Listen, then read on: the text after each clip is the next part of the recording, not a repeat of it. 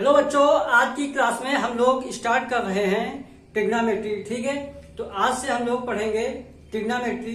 ये सभी बोर्ड्स के लिए जरूरी है, सीबीएसई के लिए, आईसीएसई के लिए और यूपी बोर्ड के बच्चों के लिए। सब लोग इसको पढ़ सकते हैं, क्लास 9 के बच्चे, क्लास हाई स्कूल के, और इसके अलावा भी जो भी बच्चे पढ़ना चाहते हैं इसको पढ़ सकते हैं। तो बेसिकली आज पहले स्टार्ट करते हैं ट्रिग्नोमेट्री। और ट्रिग्नोमेट्री में यूज होने वाले जो 6 फंक्शन होते हैं उनको देखेंगे, और उसके बाद उनको कैसे जो है कि राइट एंगल ट्रायंगल पे डिफाइन किया जाता है। ठीक है, तो आइए स्टार्ट करते हैं। सबसे पहले आप क्या करते हैं कि देखते हैं कि राइट एंगल ट्रायंगल के बारे में कुछ समझते हैं। ठीक है, यहाँ पे देखिएगा एबीसी एक राइट एंगल ट्रायंगल बना हुआ है। ठीक है, जहां पे एंगल ए को थीटा लिया गया है, और ये जो साइड है देखिएगा बीसी, एबी और एसी, यहाँ पे लिख दिया हमने कि ए बी इक्वल टू, इसको बेस कहते हैं। यहाँ पे ए बी को क्या कहेंगे? बेस, यानी कि आधार। ठीक है, बीसी को क्या कहेंगे? परपेंडिकुलर, यानी कि लंब। बीसी क्या होता है? परपेंडिकुलर होता है। और एसी क्या होता है? हाइपोटेनियस होता है, जिसको हम क्या कहते हैं? कर्ण कहते हैं। ठीक है, ये 3 साइड्स हैं इस तरीके से एक राइट एंगल ट्रायंगल में। सबसे अहम बात आप ये समझ लीजिए कि जो एंगल लिया जाएगा थीटा, इसके सामने जो साइड होगी हमेशा उसी को परपेंडिकुलर कहेंगे। ठीक है, इसके सामने कौन सी साइड है? देखिएगा ये, यानी कौन साइड है? बीसी। तो बीसी को हमेशा परपेंडिकुलर कहा जाएगा। कोण जो होता है, एंगल जो होता है, इसके सामने की साइड को परपेंडिकुलर कहेंगे। ठीक है, और ये जो एंगल होता है बी, ये होता है 90 डिग्री। ठीक है, अगर किसी भी एंगल में एक एंगल 90 डिग्री है तो वो कैसा होता है? राइट एंगल ट्रायंगल होता है।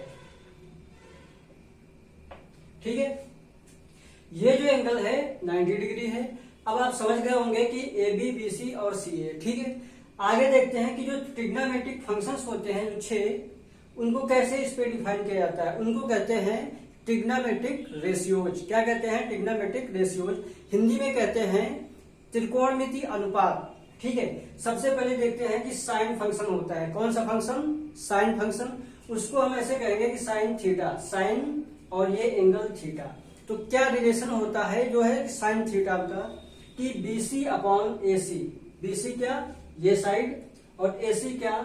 ये साइड। ठीक है, बीसी का मतलब परपेंडिकुलर और एसी का मतलब हाइपोटेनियस, यानी कि पी अपॉन एच। ठीक है, उसके बाद दूसरा फंक्शन होता है कॉस थीटा। कॉस थीटा किस तरीके से डिफाइन होता है? A B upon AC. A B upon, A B क्या है? बेस, और एसी क्या है? हाइपोटेनियस, यानी कि बी अपॉन एच कहेंगे इसको। ठीक है, तीसरा फंक्शन होता है टेन थीटा। टेन थीटा क्या होता है? BC upon A B. ये बीसी अपॉन ए बी क्या हो जाएगा? टेन थीटा हो जाएगा, यानी कि परपेंडिकुलर अपॉन बेस। ठीक है, अगला फंक्शन है कॉसेक थीटा। देखिएगा जो कॉसेक थीटा होता है वो इस साइन फंक्शन का इनवर्स होता है। क्या होता है? इनवर्स होता है। कॉसेक थीटा इक्वल टू क्या होता है? एसी अपॉन, यहाँ पे देखिए बीसी अपॉन एसी था, तो यहाँ हो गया एसी अपॉन बीसी, यानी कि पलट गया। तो इसको कहेंगे हाइपोटेनियस अपॉन परपेंडिकुलर। ठीक है, अगला फंक्शन है सेक थीटा। सेक थीटा जो फंक्शन होता है बेसिकली कॉस थीटा का इनवर्स होता है। यहाँ देखिए कॉस थीटा में क्या लिखा है? ए बी अपॉन ए सी। तो यहाँ पे क्या लिखा है? ए सी अपॉन ए बी। यहाँ पे आप बी कर लीजिए, ए सी अपॉन ए बी। ठीक है, यानी कि हाइपोटेनियस अपॉन बेस। उसके बाद अगला जो फंक्शन होता है वो होता है cot theta. Cot theta basically क्या होता है कि टेन फंक्शन का इनवर्स होता है। तो कॉट थीटा क्या हो जाता है? ये A B upon B C. ठीक है, यानी कि बेस अपॉन परपेंडिकुलर। ठीक है, ये कॉट थीटा इस तरीके से डिफाइन है। इसको ध्यान से सभी बच्चे क्या करेंगे? अपनी कॉपी पे नोट कीजिएगा। ठीक है, उसके बाद इसको इरेज करके इसके आगे का प्रोसेस बताते हैं। ठीक है, सबसे पहले देख लीजिएगा ये जो राइट एंगल ट्रायंगल लिखा हुआ है इसकी साइड्स में एक रिलेशन होता है जिसको कहते हैं पाइथागोरस थ्योरम। वो क्या होती है? इसमें ए बी का स्क्वायर होता है, ए बी का स्क्वायर प्लस बी सी का स्क्वायर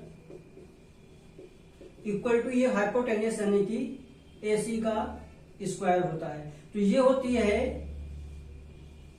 पाइथागोरस थ्योरम, जिसमें ये रिलेशन बताया जाता है किसी भी राइट एंगल ट्रायंगल में उसके परपेंडिकुलर का स्क्वायर यानी बीसी का स्क्वायर प्लस उसके बेस का स्क्वायर एबी का स्क्वायर इक्वल टू उसके जो हाइपोटेन्यूस होता है उसके स्क्वायर के बारे में बात की जाती है। ठीक है, इसको नोट करिए, उसके बाद फिर आगे का बताते हैं।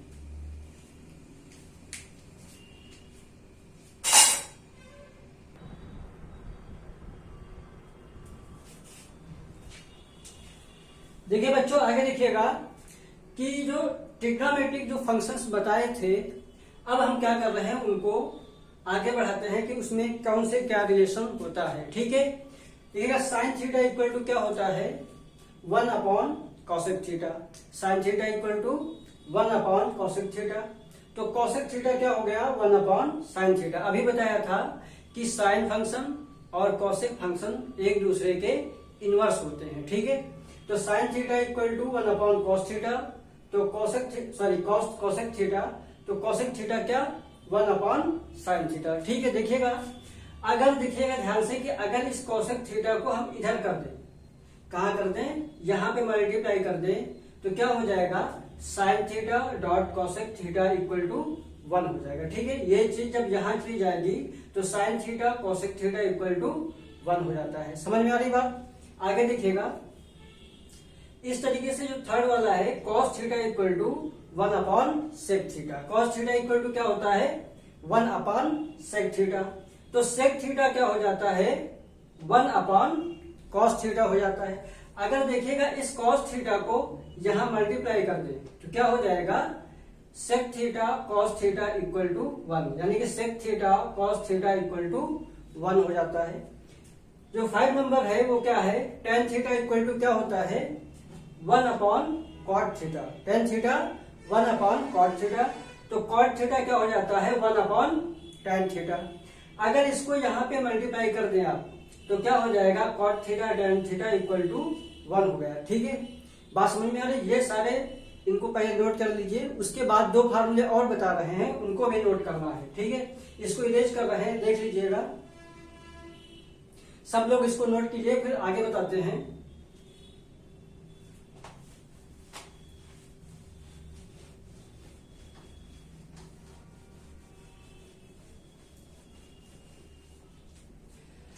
देखिएगा टेन थीटा और कॉट थीटा के 2 फार्मूले हैं।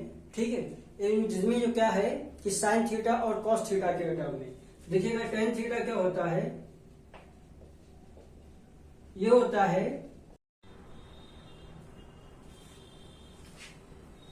टेन थीटा का लिखिएगा रिलेशन क्या होता है साइन और कॉस के टर्म में sine theta upon cos theta. ठीक है, इसके अलावा ये कॉट थीटा इक्वल टू ये पलट जाता है तो क्या हो जाता है cos theta upon sine theta. ठीक है, ये 2 टेन और कॉट के 2 फार्मूले हैं, इसको ध्यान में रखना है। इसके अलावा 3 आइडेंटिटी लिख रहे हैं, उनको भी ध्यान में रखना पड़ेगा। ठीक है, पहले देखिएगा क्या होती है आइडेंटिटी, ये sine square theta plus cos square theta equal to 1 क्या होती है sine square theta plus cos square theta equal to 1 होता है। ठीक है, इसी से अगर देखें हम साइन, अगर इसको उठा के इधर कर दें तो क्या बन जाएगा sine square theta equal to 1 minus cos square theta. अगर देखिएगा इसमें हम साइन थीटा की वैल्यू निकालना चाहें तो स्क्वायर रूट ले ले, क्या हो जाएगा sine theta equal to √1 minus cos square theta. ठीक है, इसी तरीके से अगर हम इसको इधर रोक ले और इसको उधर भेज दें तो क्या हो जाएगा cos square theta equal to 1 minus sine square theta. ठीक है, cos square theta equal to 1 minus sine square theta, तो क्या हो जाएगा देखिएगा ये cos theta equal to √1 minus sine square theta बन गया। ठीक है, तो ये साइन स्क्वायर थीटा और cos square theta equal to 1 की आइडेंटिटी को हम ऐसे ब्रेक कर सकते हैं। दूसरा केस है 1 plus tan square theta equal to sec square theta. 1 plus tan square theta क्या होता है? सेक स्क्वायर थीटा होता है। अब देखिएगा इसको हम क्या लिख सकते हैं, अगर इसको इधर लेके चले जाए तो क्या हो जाएगा, sec square theta minus tan square theta equal to 1, क्योंकि ये चीज जब इधर चली गई तो क्या बन गया, sec square theta minus tan square theta और इधर 1 बच गया। ठीक है, या फिर ऐसा कर सकते हैं, इसको हम इधर ले जाएं, किसको, 1 को, तो क्या हो जाएगा, tan square theta equal to sec square theta minus 1। ये इसका सेकंड फॉर्म हो गया। तीसरी आइडेंटिटी देखिएगा, 1 plus cot square theta equal to cosec square theta. ये तीसरी आइडेंटिटी है, 1 plus cot square theta equal to cosec square theta. अगर हम देखिए यहाँ पे कॉट स्क्वायर थीटा को उधर लेके जाएं तो क्या हो जाएगा,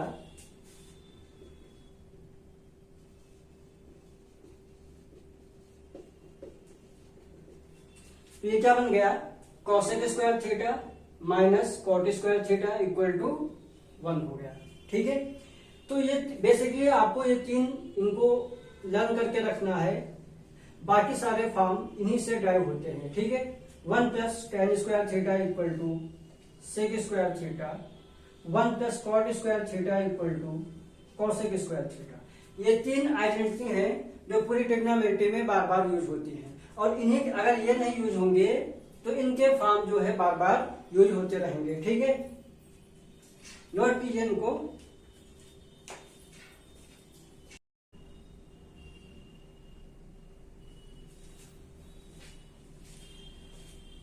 चलिए स्टार्ट करते हैं। अब क्वेश्चंस को करना कैसे करेंगे, ठीक है।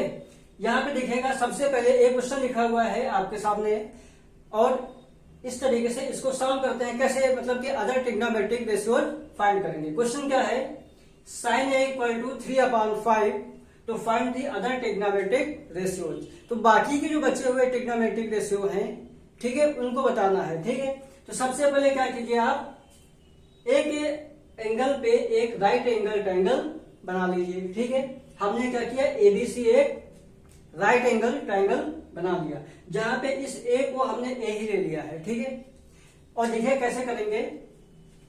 यहां पे देखिएगा साइन ए इक्वल टू क्या गिवन है, 3/5। तो साइन फंक्शन कैसे डिफाइन था, ये BC अपॉन AC, यानी कि परपेंडिकुलर अपॉन हाइपोटेनियस, यानी कि लंब बटे कर्ण। ठीक है, तो यानी कि ये क्या, P/H। साइन फंक्शन इस तरीके से डिफाइन था। तो P यानी परपेंडिकुलर कितना हो गया, 3 हो गया, और हाइपोटेनियस कितना हो गया, हाइपोटेनियस हो गया ये 5, यानी कि AC कितना हो गया, 5 हो गया है। ठीक है, अब बात करते हैं कि AB क्या होगा। तो सबसे पहले हमें निकालना है AB।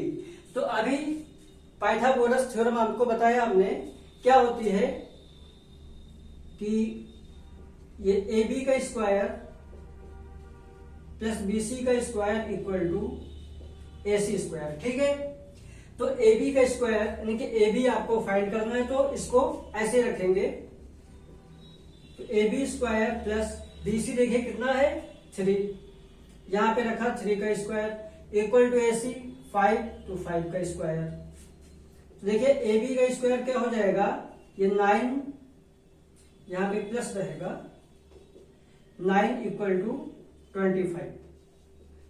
तो देखिएगा AB का स्क्वायर क्या हो जाएगा, 25 माइनस 9।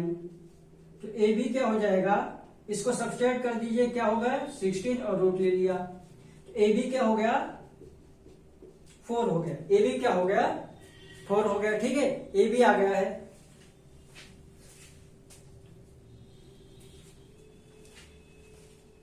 AB इक्वल टू 4 है, यहां पे लिख रहे हैं AB इक्वल टू क्या आ गया, 4 आ गया, यानी कि ये साइड कितनी हो गई, 4 हो गई। ठीक है, अब देखिए इसको नोट कर लीजिए, हम लोग क्या कर रहे हैं, इसको इरेज कर रहे हैं। ठीक, इरेज कर देते हैं इसको।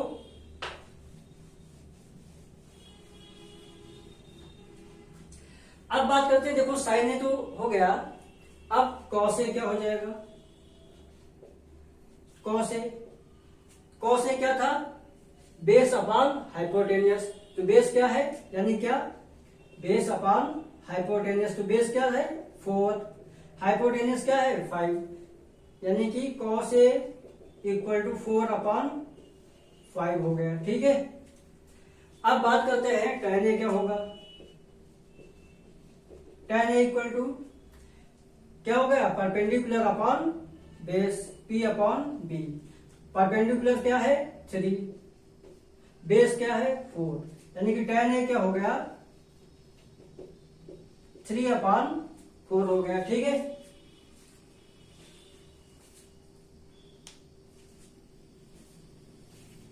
tan ए इक्वल टू हो गया है 3 अपॉन 4। थोड़ा कट रहा है तो इसको इधर लिख देते हैं, tan A equal to 3 upon 4 हो गया। ठीक, अब देखिए बाकी के जो फंक्शन है वो कैसे जो है कि फाइंड करेंगे। तो साइन ए इक्वल टू ये दिया था, साइन क्या बताया था? कॉसेक का इनवर्स है। तो कॉसेक ए क्या हो जाएगा? 1 upon sine A equal to, देखो ये पलट के लिख जाएगा कैसे?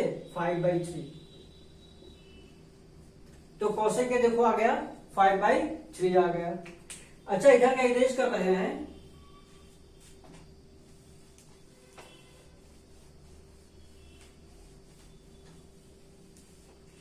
कॉसेक ए ये हो गया। अब बात करते हैं सेक ए क्या हो जाएगा? सेक ए क्या था? 1 अपॉन कॉस ए। ठीक है, तो 1 अपॉन कॉस ए। तो सेक ए क्या था कि बेस अपॉन हाइपोटेनियस, तो ये हो जाएगा हाइपोटेनियस अपॉन बेस, यानी कि 5/4। तो सेक ए इक्वल टू 5/4 हो गया। अब बात करते हैं कॉट ए, ये क्या था? 1 अपॉन tan ए, यानी कि 1 अपॉन tan ए। तो tan ए जो क्या है? 3/4, तो ये क्या हो जाएगा? 4/3।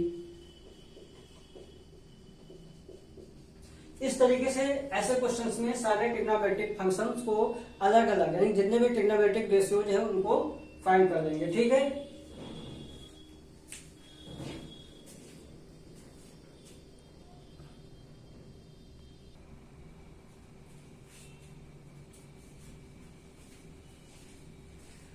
अगला क्वेश्चन देखते हैं।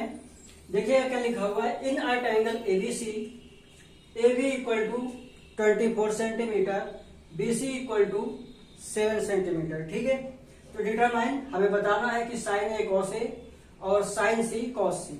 ठीक है, इस क्वेश्चन में देखना है कि जो राइट एंगल ट्रायंगल होता है उसको किस तरीके से मैनेज करेंगे जब साइन सी और कॉस सी निकालेंगे। ठीक है, साइन ए कॉस ए में तो कोई दिक्कत नहीं है, वहां पे थोड़ा सा प्रॉब्लम क्रिएट होगा, तो इसको थोड़ा सा ध्यान समझना है। ठीक है, सबसे पहले क्या कर रहे हैं, इसको हम समझ रहे हैं साइन ए कॉस ए को कैसे निकालेंगे। तो देखो ए बी गिवन है, सबसे पहले क्या करते हैं, एक ट्रायंगल बनाते हैं, क्या? एबीसी।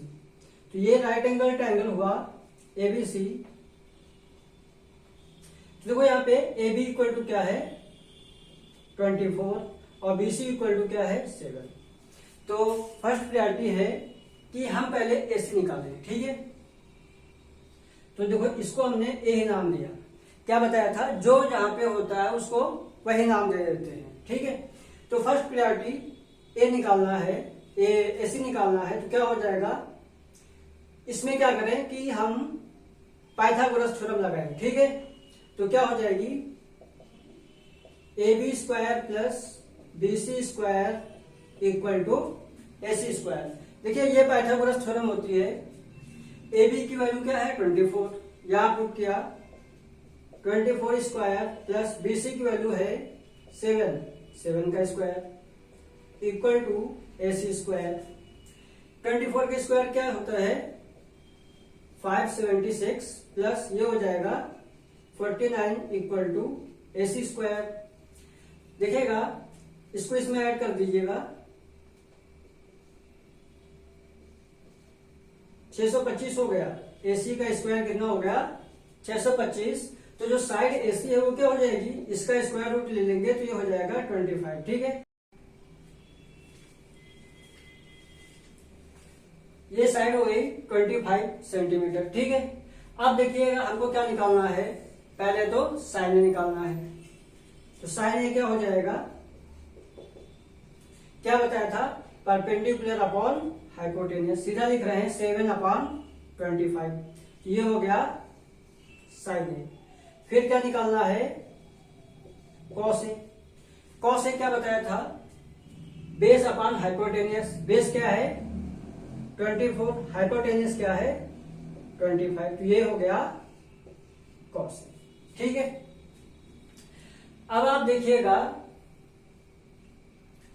हम क्या कर रहे हैं कि साइन सी और कॉस सी को निकाल रहे हैं। क्या निकाल रहे हैं, साइन सी और कॉस सी, ठीक है। तो पहले अच्छा इसको हम क्या कर रहे हैं, इरेज कर रहे हैं इसी ट्रायंगल में।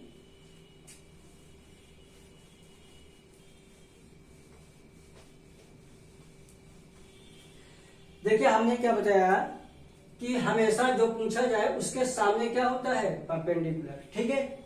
सामने क्या होता है, परपेंडिकुलर। तो इस ट्रायंगल के फॉर्म को इस तरीके से मॉडिफाई कर लेते हैं, ये देखिएगा, ठीक है। तो ये इसको अब हमने कह दिया सी, यहां पे 90 डिग्री है तो वो वैसे ही रहेगा, नहीं चेंज होगा, और ए यहां चला जाएगा, ठीक। देखो ये क्या था, हाइपोटेनियस, तो हाइपोटेनियस में कोई चेंजमेंट नहीं आएगा, तो ये 25 ही रहेगा, ठीक है। देखिएगा उस समय क्या था, BC क्या था 7, अब बदल जाएगा। C के सामने कौन सी साइड आ रही थी, AB, तो साइड कितनी थी 24, तो ये पड़ गया यहां पे, ठीक है, 24 हो गया, और ये BC क्या हो गया 7। बात समझ में आ गई, कैसे चेंज हुआ। हमेशा देखिएगा इसके साथ जो कोण पूछा जाए उसके सामने परपेंडिकुलर होता है, तो ये पूछा जा रहा है तो इसके सामने परपेंडिकुलर, तो इसके सामने देखो हमने यहां बना दिया इसको यहां पे, तो C के सामने परपेंडिकुलर। बाकी जो 7 ये कहा गया, बेस में आ गया। हाइपोटेनियस हमेशा सेम रहेगा, उसमें कोई बदलाव नहीं होगा, ठीक है। अब क्या पूछ रहा था, साइन सी, तो साइन सी यानी परपेंडिकुलर अब ये हो गया है, और ये हाइपोटेनियस, तो क्या हो जाएगा 24/25। Cos C, cos C equal to क्या हो जाएगा 7/25, तो ये 7/25। ये क्वेश्चन थोड़ा सा इंपॉर्टेंट है, देख लिया, यही आंसर रहेंगे, क्योंकि इसमें थोड़ा ऊपर का पूछ लिया था, तो समझ लीजिएगा कैसे किया हमने। सबसे पहले तो जो ये हाइपोटेनियस है, राइट एंगल ट्रायंगल में हाइपोटेनियस कभी नहीं चेंज होगा, वो अपनी जगह पे रहेगा। लेकिन ये जो परपेंडिकुलर और बेस होते हैं ये चेंज होते रहेंगे, ठीक है। इसको हमने क्या किया, इस तरीके से मॉडिफाई कर दिया। तो क्या किया, सी को यहां पे ले आए और ए को ऊपर ले गए, और जो बी था यानी जहां पे 90 डिग्री बनता है वो वैसे ही रहेगा, ठीक है, ठीक। तो अब हमेशा ये ध्यान रखिए, जहां पे एंगल पूछा जा रहा है, जो एंगल पूछा जा रहा है इसके सामने साइड जो है वो परपेंडिकुलर होगी, वो परपेंडिकुलर होगी, और हाइपोटेनियस हमेशा फिक्स रहता है, तो बाकी जो बच्चा है वो बेस होगा, ठीक है। नोट कर लीजिए, वीडियो को शेयर कर दीजिए, ठीक है। देखिएगा ये मेरा कॉन्टैक्ट नंबर है, व्हाट्सएप नंबर,